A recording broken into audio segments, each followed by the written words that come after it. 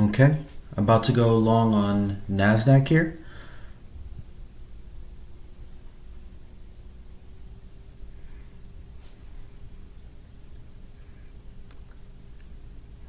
Entry is on a 15-second inversion fair value gap on the 15-second chart. We had missed our initial inversion fair value gap that had formed right before we took out that New York AM session low from Monday. So I looked and there was another bearish fair value gap on the 15-second that I was hoping for price to use as support, and I decided to go long 2 contracts there. I am targeting a pair of relatively equal highs on the 1-minute chart. I'm looking at that as a likely draw. As a partial, you'll see me annotate it in a second. I'm targeting a 1-minute bearish fair value gap. That price has closed inside a couple of times before that move down to take out that New York AM session low. So I'm looking at that as a nice little area where people have placed their stops going short, and I would like to see price reach into that and disrupt some of that. I don't know if I mentioned earlier, but this is right before the 950 to 1010 macro during Asia.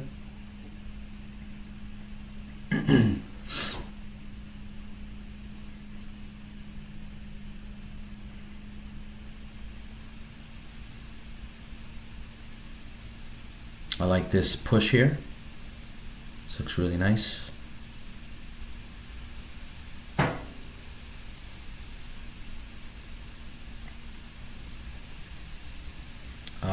Some mistakes I made for this trade. I had my stop a little wider than I would have liked. I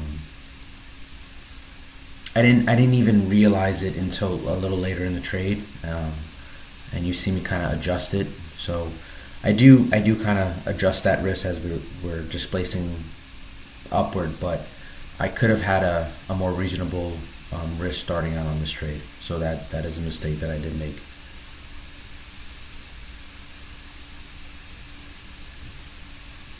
I believe my stop was larger than 30 handles initially when I entered, and it's a little too much. I could have had it a little bit tighter.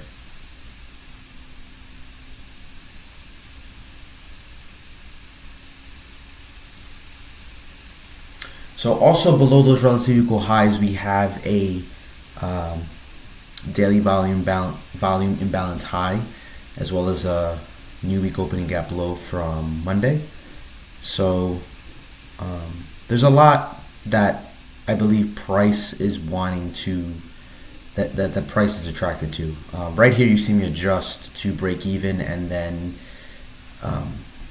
move my sell limit down to the bottom of that 1-minute fair value gap. I'm just kind of, I like the displacement up, and I would be upset at myself if I didn't take a partial after price would, maybe just tap to the bottom of that 1-minute fair value gap and then immediately go towards my stop. So I decided to be a little bit more reasonable and say, you know what, let me just take something off at the bottom of this fair value gap. It doesn't need to hit its consequent encroachment. This way, I can take something off and reward myself for my effort. But again, though, if price was to move against me and stop me out, no harm done. I pay a little bit in commission and fees, and that's okay as well.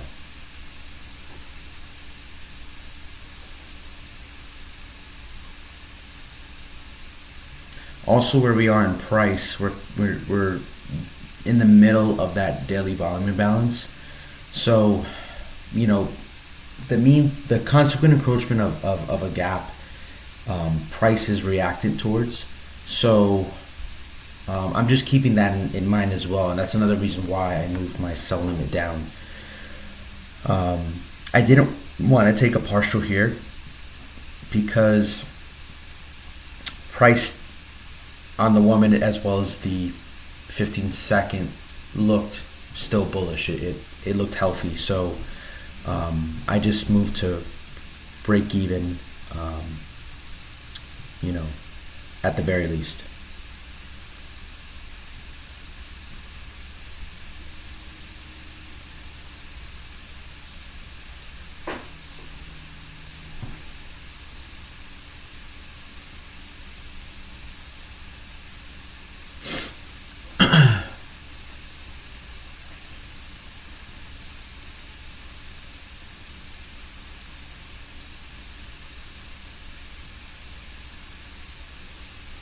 We also have on the 15-second, if you look at the left of the chart, there's a inversion fair value gap that I'm also keeping an eye on. I want price to use it as support.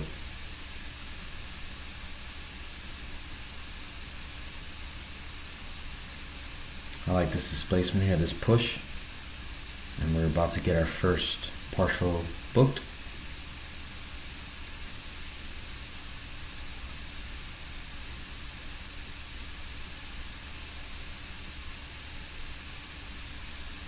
And that's beautiful.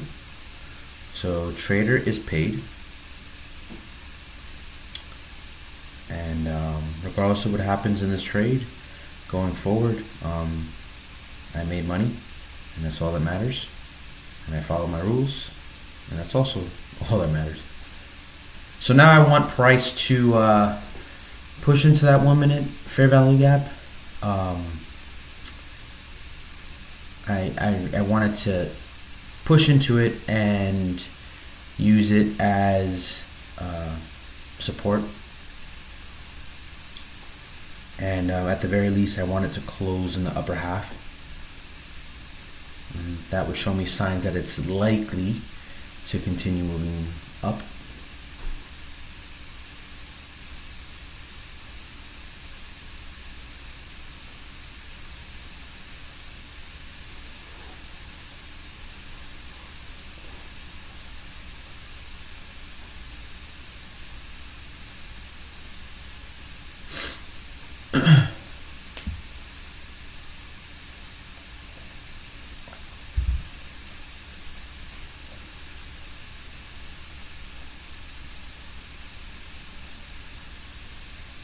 Excuse me if you hear me drinking. I'm drinking some chicken broth.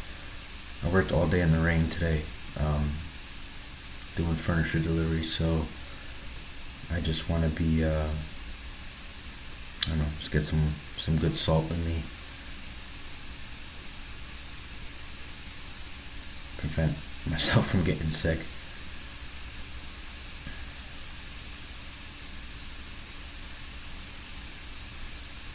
So there's a small, there's a 1 minute order block that I'm looking at, as well as a 1 minute inversion fair value gap that I'm looking at potentially, but it looks like price is failing to respect both of them. So the other thing I'm looking at right now is a 1 minute fair value gap, and the reason I annotate this one is because it's the first fair value gap that forms above the down close candles that took out that New York AM session low. So I'm setting my stop right below that fair value gap as my last line of defense. I want to see price obviously stay in the upper half and use it as support.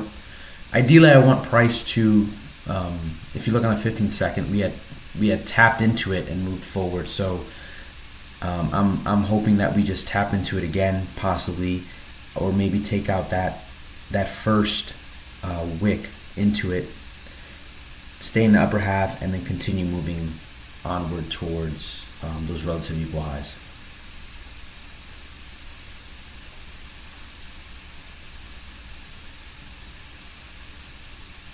But again, if we get stopped out here, no harm done. We did our job as a trader. We got paid, and we're just now watching to see if price wants to give us that final terminus. But again, it is not required.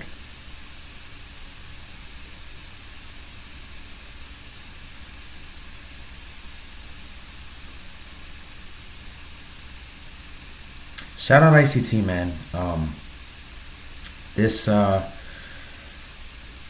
I started with that 2022 mentorship and then the 2024 mentorship, and I've kind of dived into the Market Maker series and all these things.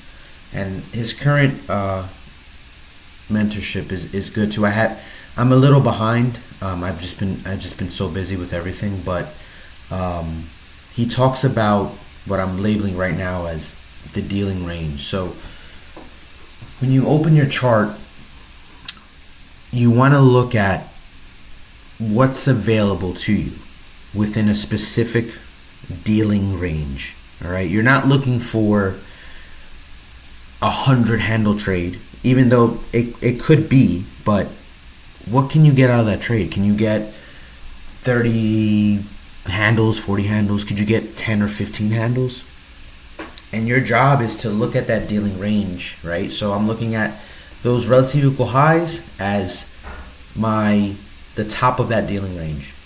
And then I'm looking at that low we had just taken out, and the bottom of that daily volume imbalance as the bottom of my dealing range. So I'm looking for a setup and a potential PD array to enter off of within that dealing range. And it's not required of me to get the entire move. It is not required of me to essentially have a long-term bias, right? I'm just looking for where is price likely to go to. And then when you combine it with those 50-10 macros, oh man, you see some like really nice clean setups. They're stress-free. And there I get stopped out. But yeah, so shout out ICT, man. I'm learning a bunch. But that's all she wrote.